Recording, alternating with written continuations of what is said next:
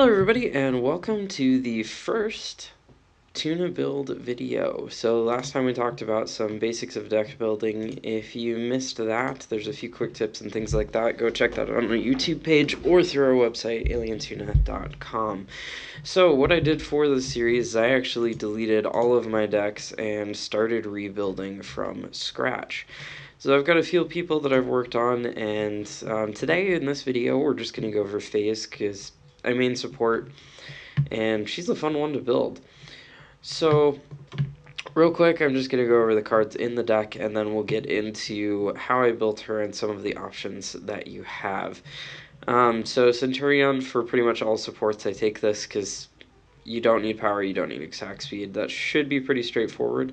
If anyone wants me to talk more about prime cards, let me know, but otherwise I'm not going to worry about it too much. Scouts Ward, Hunter Strength, sometimes these 1-point cards, they come in handy. You've got room for them. I mean, as you can see, I'm still 34 out of 40 cards. Supports, I tend not to actually fill every card slot. It just doesn't happen very often. Guardians Ward, I have 5 upgrades tied to this, and we'll talk about why here in a few minutes. Circlet of Health with 3 basic manas. You're going to see these 2 cards on my supports, pretty much every support. Same with Quenching Scales, 3 1-point upgrades. Gift of the Reins, ideally this would be 3 1-point health upgrades. I've got 1 mana upgrade just because I haven't built another 1-point health upgrade for her yet.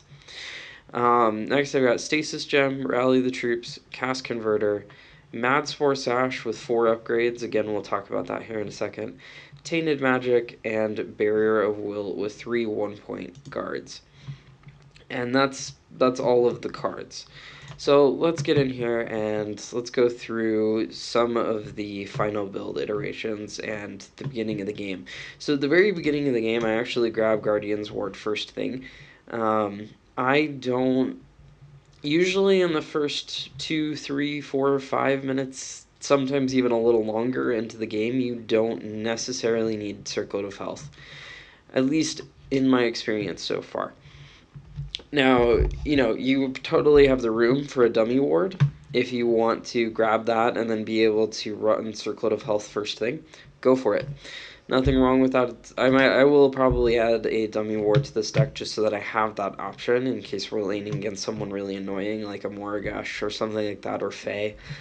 But anyway, first thing I grab Guardian's Ward, followed by Circlet of Health, and I'll go ahead and complete that. Usually this is complete about 6-7 minutes into the game. Usually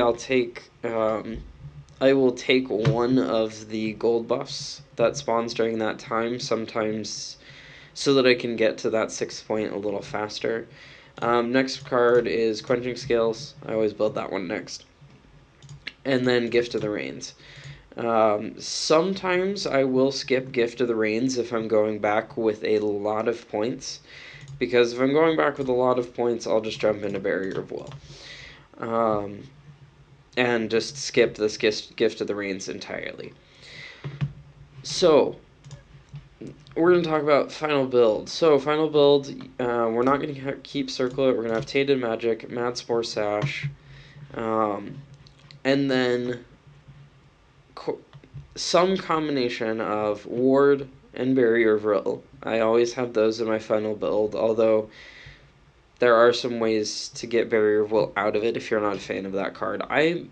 The reason I chose this card in particular for her, really I like the shields for all supports, and it's mostly because when you get into that team fight, this has a huge impact on everyone. She has the ability to keep the one she's tethered to alive, and that's fantastic. And this just gives you a little above and beyond for the rest of your team. And I've had, a lot of success with it so far. So then that last slot goes a couple of different directions. So you can have Cast Converter there, in which case we'll pick up 2 more armors and a 5-point regen, and we'll go 2-2-1 in this Guardian's Ward. So, with this deck, the biggest thing to keep in mind if you're using it, and I'll post a link to that below the video. If you're using it, make sure that you're very careful about when you put upgrades into things and which ones you do, particularly this Guardian's Ward. If you have 2 health regens on here, it's not going to hurt you, even if you take Cast Converter. But it could hurt you if you, for instance, grab a 3-point upgrade in this Guardian's Ward but want to have Cast Converter. That doesn't work out very well. Okay. So, Mount Sports Hash, most of the time, oops. Alright, so, got our Guardian's Ward. So then, the other options being Rally the Troops and Stasis Gem. Rally the Troops is the one that I usually prefer to have in this slot, or Cast Converter. Stasis Gem, I like it if you get to a point where team fights are happening and Rally the Troops just isn't useful, or if you have a specific team comp that doesn't benefit as much from Rally the Troops, say you've got a Countess off lane or Kalari benefits from it, but specifically someone, a caster off lane, instead of, a Greystone, Fang Mao, Kwang, whatever. Someone who can't benefit as much from this extra attack speed, you can go for Stasis Gem or Cast Converter. Most of the time there in those situations, I'm going to go for Cast Converter unless I'm really being focused, which can happen as phase, And building like this, you have to be a little bit careful because you do end up with a lot of health, but not... you don't have as much tankiness as, say, if you were building Divine Shield and Tempered Plate, Tune Barrier, etc. So, you're ideally playing back in the back line anyway, so it shouldn't be a huge deal. Again, Cast Converter, strong choice, and this is my go-to build, is the Cast Converter with the 2, 4, 5, 8-point Guardian's Ward. But again, Rally the Troops can be a very strong option. In that case, you can take 3, 2, 1 here. The other thing that I planned for was the times where I don't take Quenching Scales. So there might be situations where the enemy team has a bunch of casters with Thick Blood, and then Quenching Scales and Cast Converter are not at their best in that situation. If you see like 3 Thick Bloods on the other side of the field, these 2 cards are not going to benefit you quite as much. So what I'm going to do in that situation, grab the extra health regen so that, in between fights we've got a little more sustain, and then you can go ahead and grab these 2 cards for their flexibility in those team fights, and grab 3 to... Oh, whoops, I'm 1 point short somewhere. Okay, I need to fix that. I think one of these was supposed to be a 3, not a 2. The other option is, though, and the reason why there should still be the 3-2-2 option, is because you can still pick up Cast Converter. 40% less of this is still going to give you, 29 health regen per second.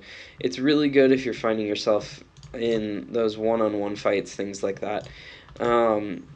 So, as you can see, the way I've set this deck up is to be very flexible in terms of which of those 4 actives you get to work with. Most of the time, honestly, this is the build. But there are situations where you just want to be able to grab a Rally the Troops, or, like I said, you could do something instead of Barrier Will and find... you could make this Quenching Scale slightly larger. You could add some upgrades, some optional upgrades into, these cards. You can get 2 more points out of this Guardian's Ward with, if you go 3-3-3 at the end. So, it's not... you're left with finding 2 points somewhere. And like I said, you can I don't recommend putting it in quenching scales. You know, you could probably put it into stasis gem or put a little extra mana into cast converter, something like that, just as options. Or, you know, a little bit of regen into tainted magic, whatever. You could even put a little power on her. She does a decent chunk of damage, but I still don't really recommend that. So yeah, again, you've got a ton of options. The way that I've designed this is to be as flexible as possible. Like I said, especially when choosing that final active. So thank you guys for checking this out. If you want to catch some phase gameplay, check out the stream, twitch.tv/alien2gaming. If you have any questions, feel free to post them in the comments below. This, just for the record, was inspired by the build from Master Splinter, which, to me, I don't even know what to make of this, but I loved the idea of Matt's Horse Ash and Tainted Magic. Cast Converter, obviously, very strong on her. And then Rally the Troops and Stasis Gem, having access to those, it's cool. I've definitely enjoyed Rally the Troops so far. It's been pretty strong, actually, especially if you're paired up with a Sparrow or Twin Blast. Revenant doesn't benefit from it as much, so you really do have to, if you're paired with a Revenant, you have to think about, okay, who else is on my team, or am I better off with just the Cast Converter or the Stasis Gem? And when building this, I just put my upgrades into the Guardian's Ward second to last. Usually I will fill in the Madspore Sash actually last.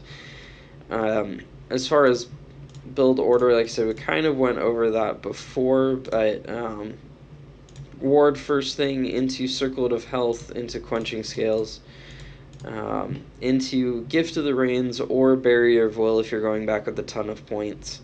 Or you can just grab Cast Converter. I really like all three of those options. Really, if I go back with 3 points at this point, I'll grab Gift of the Rains. If not, if I go back with 6, I'll grab Cast Converter. If I go back with 8, I'll grab Barrier of Will.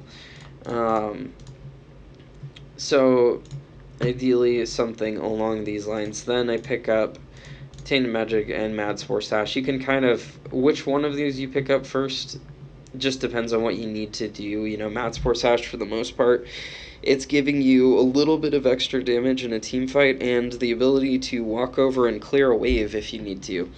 It makes setting a wave really quick and easy with her. And the extra damage you get in a fight, especially since most of the time you are getting focused, is not irrelevant. So like I said, then usually at this point, once I've decided if I'm going to have the 6-point or one of the 5-point cards, I will go in and fill in my Guardian's Ward and last my Madspore Sash. So again, thank you guys for watching. If you liked it, like it. Disliked it, dislike it. Subscribe if you're looking forward to the rest of the builds. There's going to be, I don't know exactly what schedule, but they're going to be coming out frequently here. And thank you all for watching. Talk to you next time.